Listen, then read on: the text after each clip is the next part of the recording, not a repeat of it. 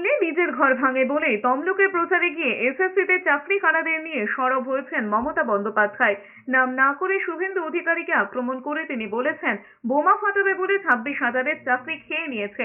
তিনি আরো বলেছেন এই 26,000 ছেলে মেয়ে মুখ খুলছে না, পাছে সত্যিটা বেরিয়ে পড়ে। কার কাছ থেকে কে কত টাকা নিয়েছেন তারা যদি একবার বলে দেন তবে দেখা যাবে মেদিনীপুরের সংখ্যাটা বেশি।